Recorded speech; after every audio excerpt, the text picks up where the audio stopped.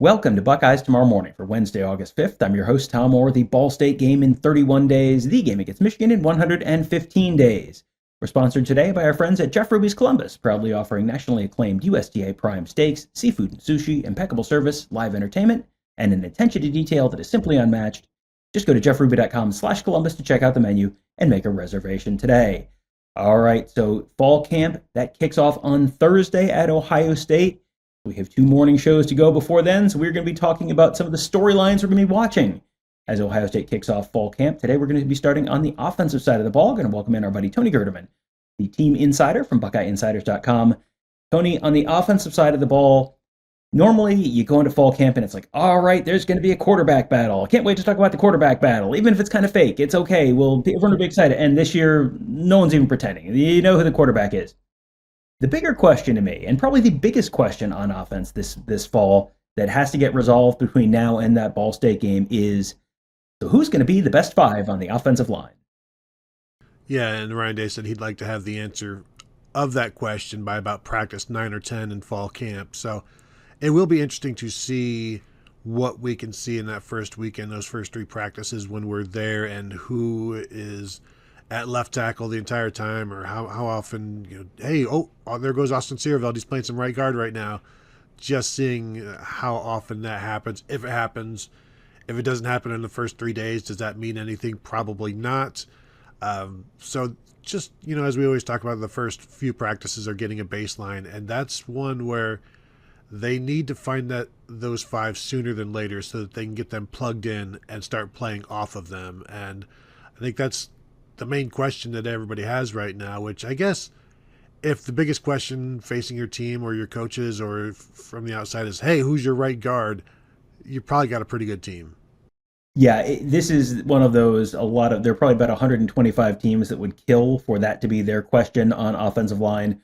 Well, we only have four starters back from last year's team, and where is the guy who is, like an all-conference caliber player? Where is he going to play? That's the real stirring question right now. Yeah, as far as questions go, that is not a bad one, but it is certainly a question they're going to need to answer, because we saw, if you do not really truly answer that offensive line question, you saw what that looked like at the end of last season. So they will have to get that sorted out. Something else they're going to have to get sorted out is, okay, this is another problem lots of teams would love to have. Yes, they have Jeremiah Smith, but who will line up across from Jeremiah Smith? Who is going to help fill Carnell Tate's shoes this year? It feels like Jeremiah Smith can cover for a lot, and you've got Brandon Inniss back, returning starter from last year, but just what is that alignment going to look like? What is going to be sort of the starting three, and how are they going to how are they going to line up at wide receiver? Yeah, starting three and sometimes a starting two, because we know a lot of times if that second tight end is more impactful, a better fit than that third wide receiver, then only two receivers are going to play a certain amount of the time. And it was interesting at Big Ten Media Days to see Jeremiah Smith and Julian Sand both talking up Brandon Inniss and how, yes, Brandon understands that last year wasn't good enough, and those are all of the same things that Inniss told us in the spring, and how they both expect much bigger things from him this year. So I think that will be interesting to watch. What we know is that Jeremiah Smith can't do it alone. While he can certainly do a lot of things alone, if there's nobody else, then the defense can just focus on him and take their chances with everybody else. And it basically just intentionally walk Jeremiah and then face everybody else. And you can't have just a bunch of 4-6-3 double plays out of your receiving room. And so that's going to be interesting to watch. And, Devin McEwen and Kyle Parker coming in from the transfer portal, what can those guys do? What kind of impact, what kind of threats can they make against the defense? While everybody's high on Brandon Inniss, they still need those two guys to be worthy of being brought in. And they are, Devin McEwen's played a bunch, Kyle Parker's played some, and that needs to translate into Ohio State production. And then with the freshmen, mainly Chris Henry Jr. and Brock Boyd, can those guys create an impact? And we don't even talk about Phillip Bell and Des Jones, the redshirt freshmen of the group, who have more practice experience than the other guys. So there's a lot of options, but they can't just be guys. They've got to be more than that. They've got to be Ohio State starting wide receivers, and they can't be starting by default. Yeah, that feels like that could be a really, really big determinant in just how special this offense can be, because you've got lots of potential there, but not a lot of, outside of Jeremiah Smith, really no surefire answers there. And so that is definitely, to me, I think, a big, big question mark. And last one I wanted to ask about was running backs, because this is one where I think you and I are sort of on the same page, where lots of talent in that room. Carlos Locklyn has stockpiled some really, really talented players. You've got some guys with some complementary skill sets.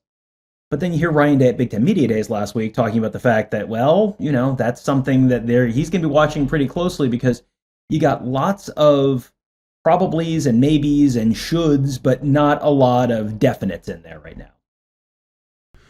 Yeah, you've got a returning starting sophomore running back who rushed for over 1,000 yards last year, averaging 6 yards a carry. Well, that's a great starting point. You've got your number 4 rusher returning in Isaiah West, though he was higher up that list as the season went on. And both of those guys will be healthy, so that's also a plus. I'm really interested to see what Jacoby Jackson does, the transfer from Florida. There's this, not assumption, but you brought in C.J. Donaldson last year. He is now gone. You bring in Jacoby Jackson, and the reason Donaldson was brought in was for experience and for the fact that he's a bigger running back.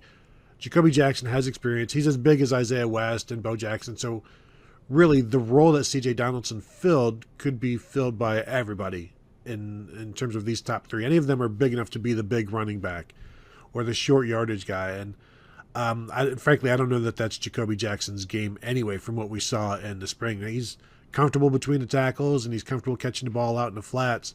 I'm interested to see how he gets used, and he was running with the ones a lot in spring, mainly because there was no Isaiah West or Bo Jackson, and they were hurt.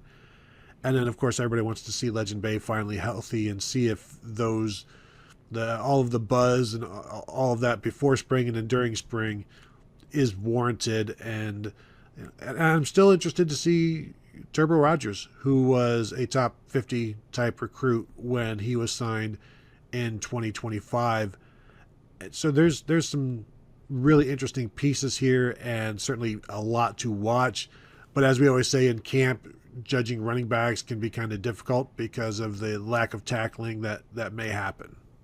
Yeah, you can get maybe a little bit of a sense. You can certainly look at who's running in what order, and that sometimes gives you some information about where things really stand. But yeah, you don't really know until the pads go on and the lights turn on, and you get to see it for real on a Saturday afternoon inside Ohio Stadium. So that's 3 of the storylines we'll be watching on offense as fall camp opens this week. On tomorrow's show, guess what?